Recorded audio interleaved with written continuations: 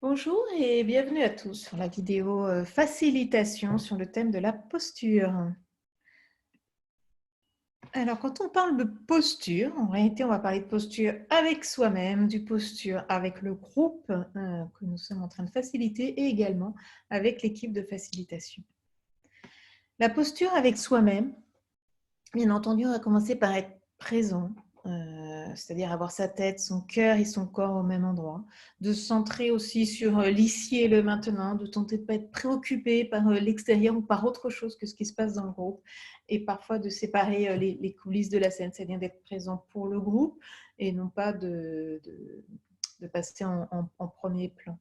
La posture avec soi-même, cette indissocié soi-même, est absolument important parce que c'est ça qui nous permet à nous-mêmes d'être au mieux de nous-mêmes et du coup qui va inviter aussi les autres participants à être au mieux d'eux-mêmes.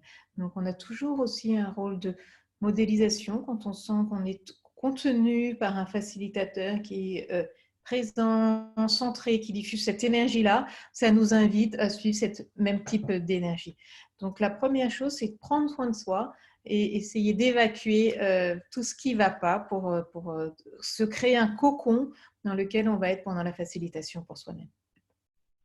Il y a la posture avec le groupe. Donc, avec le groupe que nous facilitons, on a une écoute qu'on appelle générative. On écoute avec sa tête, son cœur et son corps. Dans la vidéo d'Otto Scharmer qu'on avait donnée au début, qui n'était qu'en anglais, mais avec laquelle on donnait la traduction, c'est lui qui en parle le mieux. Il en parle de la 4e écoute.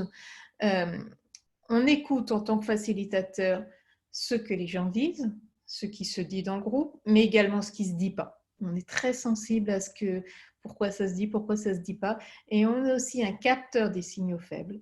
On va utiliser de façon très puissante notre 3e écoute, c'est-à-dire ce qui se passe dans le groupe. Comme on est dedans, on est présent avec le groupe, on a un capteur aussi de ce qui s'y passe. Donc tout ce que nous ressentons, on fait de la distinction entre ce qui nous appartient et ce qui ne nous appartient pas. Donc, si on est très centré, ce qu'on ressent en général appartient plutôt au groupe et ça nous donne une information sur le groupe. Par exemple, on peut vraiment sentir à un moment qu'on est très fatigué. Si on est très fatigué, qu'est-ce que ça veut dire sur le groupe? En quoi le groupe est épuisé? Quel est le sens de ça? Donc, on prend des choses qui sont comme ça chaudes, émotionnelles. Bon, des fois, on le ressent dans son corps, on sent des choses qui tirent, on peut ressentir des choses très positives, on peut ressentir de la joie, on peut ressentir de l'énergie, on peut sentir de la fluidité. Tout ce qu'on ressent nous donne des indications sur le groupe, donc être complètement conscient de ça, c'est notre indicateur aussi pour voir si jusque-là tout va bien. Vous voyez, si on sent de la joie, de la fluidité, etc., ça veut dire que ça se passe aussi comme ça pour le groupe. Ce qui est important aussi, c'est de passer ce chaud, d'en faire quelque chose, de le transformer, et souvent de passer du chaud au froid, donc pour le transformer en faire quelque chose. Le but, c'est pas juste de le sentir, mais de l'utiliser. C'est parfois plus simple d'aller communiquer à son co-facilitateur ce qu'on ressent pour que lui agisse avec ça, plutôt que soi-même de passer de la compréhension, de la métabolisation de ce qu'on a ressenti. C'est parfois en réalité plus simple. Donc voilà, je vous invite vraiment à écouter ce qui se passe en vous, à écouter le groupe. Donc ça, c'est la première posture.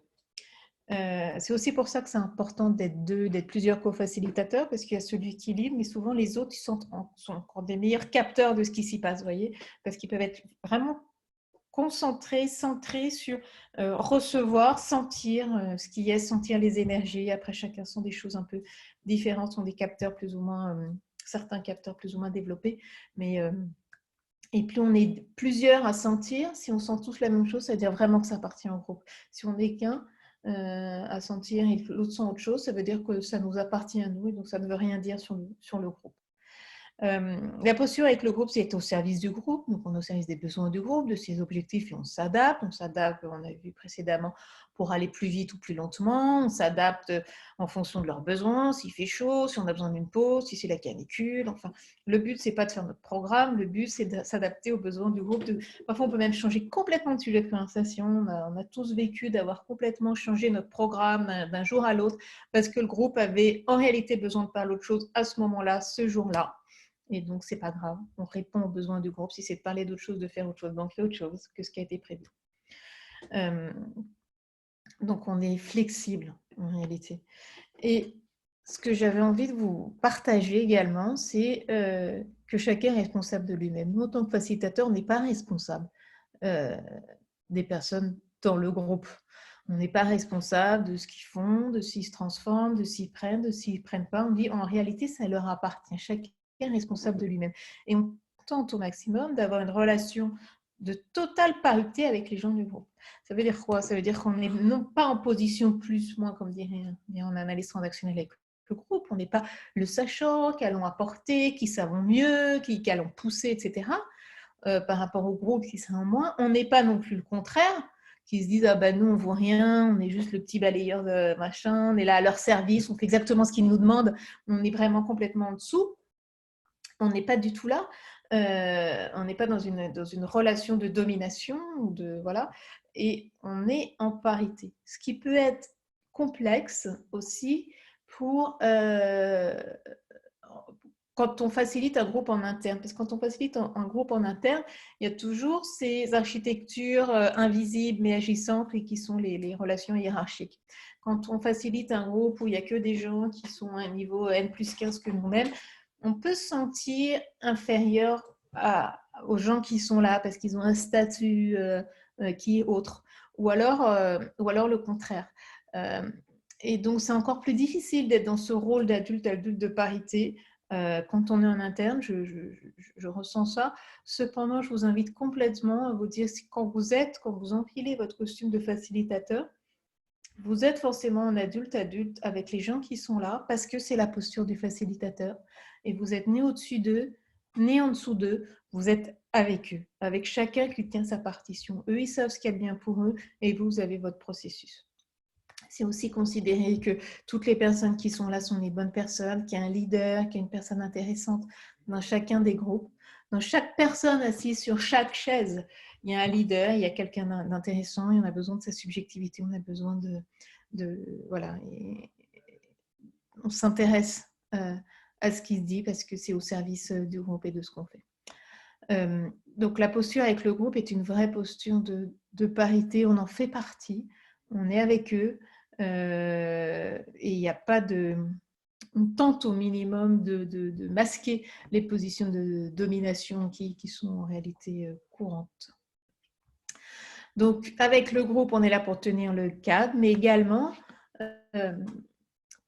il ne faut pas en avoir peur, surtout au début, on anime dans le sens où on donne son âme et on donne son énergie au groupe. On donne au groupe qui on est et surtout dans les débuts d'intervention, on amène ça et peu à peu, en réalité, on disparaît. On continue à tenir le cas tout en disparaissant, ce qui a parfois étonné des groupes en disant mais c'est marrant, tu es à la fois là et pas là, parce qu'à la fin, on disparaît pour laisser l'âme du groupe vraiment émerger, mais au début, on donne aussi. Puis parfois, on sent que le groupe a besoin qu'on donne notre énergie. Si le groupe est en baisse d'énergie, ben on y va, on donne qui on est, quoi, avec ce qu'on est, et il ne faut vraiment pas hésiter à être soi-même complètement authentique et à donner sa couleur, sa teinte, vraiment sa propre subjectivité au groupe. Voilà, donner son âme, de toute façon, on la donne, donc l'assumer aussi. Voilà, il y a qui une posture, voilà, tous ceux qui ont animé le savent, mais parfois c'est bien de le nommer aussi, avec son équipe de facilitation. Donc je dis c'est toujours mieux d'être avec des co-facilitateurs parce qu'on est capteur et puis parce qu'il se passe des choses dans le lien et parce qu'on a un groupe qui hoste l'autre.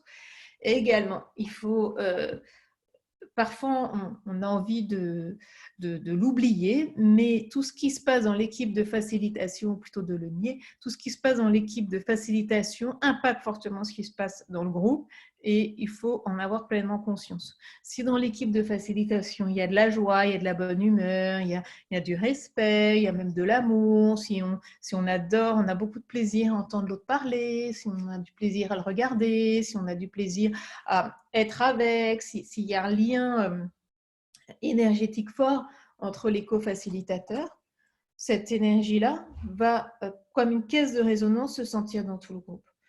Mais de la même manière, s'il y a des conflits, s'il y a des tensions, s'il y a des mésententes, s'il y a des choses de cet ordre-là dans l'équipe de co-facilitation, comme une caisse de résonance, ça va aussi sentir et sortir dans le groupe. Donc, on a vu tout à l'heure que ce qui se passe dans le groupe, le facilitateur le sent et réciproquement. Ce qui se passe dans l'équipe de facilitation est complètement déployé dans le groupe.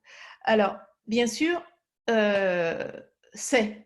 Donc, quand ça ne va pas, quand on a un problème, etc., c'est vraiment important de le nommer avec son équipe, de le dire, d'en avoir conscience pour tenter de le purger au maximum, pour être au mieux de nous-mêmes et au mieux de nous-mêmes dans notre groupe de facilitation, au moins pendant le temps de la facilitation. Sinon, vraiment, ça peut avoir des impacts très rudes dans les groupes et je pense que tous les praticiens qui pratiquent depuis longtemps, on a tous en tête des expériences des deux, de joie et d'amour qu'on a donné à un groupe ou de tension qu'on a donné au groupe aussi. Donc, soyez vraiment vigilants à ça. Et même si parfois on aimerait que ce soit neutre, ils se disent, mais ils ne le verront pas si on ne leur dit pas. En fait, ils le sentent. Ils sentent cette énergie-là, qu'elle soit positive ou négative.